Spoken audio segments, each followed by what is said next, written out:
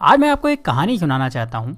ऐसी कहानी जिसको सुनने के बाद आप भगवान से गरीब होने की शिकायत बंद कर देंगे और आप उस रास्ते पर आगे बढ़ जाएंगे जो आपको अमीरी की तरफ लेकर जाएगा। कहानी कुछ ऐसी है कि एक गरीब आदमी था और वो हमेशा ही भगवान से अपनी गरीबी की शिकायत करता रहता था। उसे शिकायत ये थी कि उसके झोपड़े से कुछ दूर रहने वाला आदमी इतना अमीर है और वो गरीब। उस अमीर आदमी को सब कुछ आसानी से मिल जाता है और गरीब को हमेशा ही मेहनत करना होती है, तब भी कई बार उसे भूखा रहना होता है। रोज रोज की शिकायत सुनकर भगवान ने सोचा चलो आज इसको जवाब दे ही देता हूँ। तो ऐसे में भगवान ने क्या करा कि जो अमीर आदमी था उसको इस गरीब आदमी के बराबर गरीब बना दिया और दोनों को ही मछली पकड़ने वाली एक छड़ी दे दी।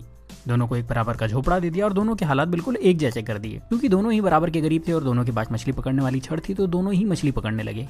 पहले दिन दोनों ने ही 10 मछलियां पकड़ी। मछली पकड़ने के बाद जो आदमी पहले से गरीब था उसने पूरी 10 मछलियों को बेच दिया और बदले में उसे 2000 रुपये मिले।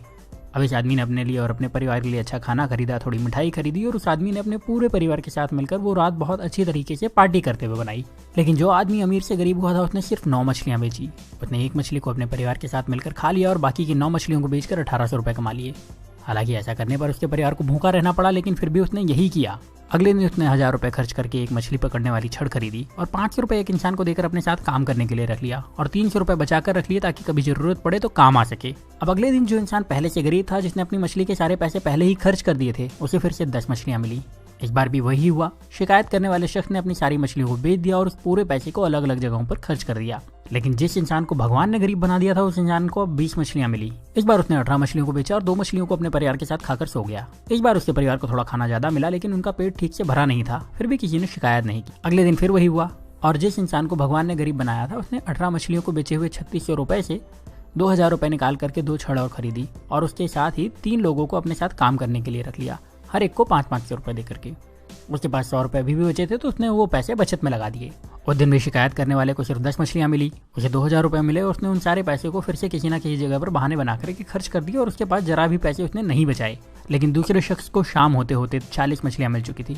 उस शाम को इस अमीर से गरीब बने इंसान ने अपने परिवार को 4 मछलियां दी, जिसके बाद उस परिवार ने पेट भर के खाना खाया और उसने बाकी की 36 मछलियां बेच दी और उसे 7200 रुपए कमाए। अगले दिन उसने 3000 रुपए में 3 छड़े और खरीदी और अब उसके पास कुल 7 छड़े हो चुकी थी। उसके पास कुल मिलाकर अभी भी 4600 रुपए बचे थे, तो उसने 7 लोगों को बुलाया, हर एक को 500 रुपए दिए और उन्हें मछली पकड़ने के लिए रख लिया और खुद उनके काम पर नजर रखने लगा।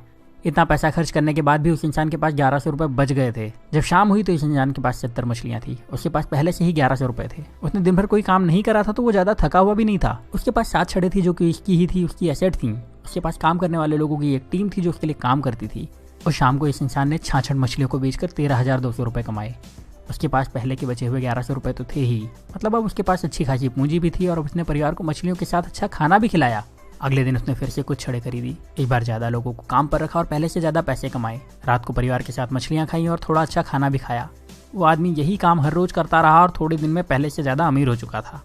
उसने अपने पुराने घर को फिर से खरीद लिया और अब उसके लिए मछली खाना मजबूरी नहीं शौक था। साथ ही अब उसे काम करने की जरूरत नहीं थी, क्योंकि उसने अपने काम की देखभाल के लिए कई मैनेजर्स, अकाउंटेंट और दूसरे लोगों को रख लिया था और वो अपने पैसे दूसरी जगह इन्वेस्ट भी कर सकता था। लेकिन जो शिकायत करने वाला इंसान था वो अभी भगवान से यही शिकायत कर रहा था कि भगवान आपने मुझे गरीब क्यों बनाया और उस अमीर इंसान को इतना आराम क्यों दिया।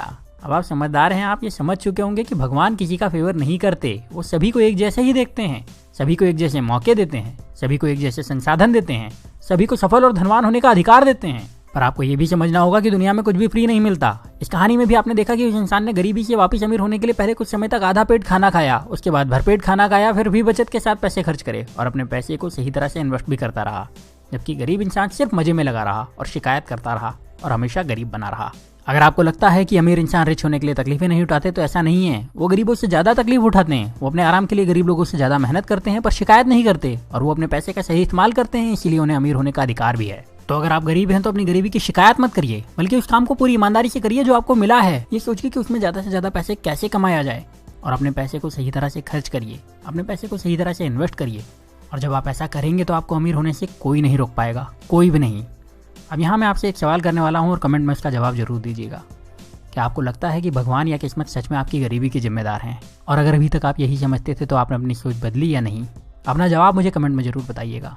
अगर आपने अपनी सोच बदल ली है और आपको लगता है कि ये वीडियो ज़्यादा से ज़्यादा लोगों के पास जाना चाहिए, तो इस वीडियो को दूसरों को शेयर करिए। इतना ज़्यादा शेयर करिए कि लोग अपनी जिम्मेदारी खुद लेना शुरू कर दें और फिर कोई भी रुकावट उन लोगों को अमीर होने से ना रोक पाए।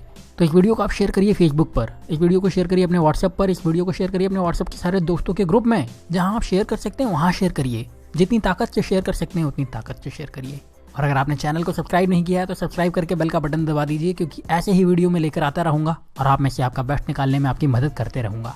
तो अब आप वीडियो को शेयर करिए और मुझे बता दीजिए। मैं आपसे मिलूंगा अगले वीडियो में। तब तक अपना प्यार और वक्त देने के लिए बहुत बहुत धन्यवाद।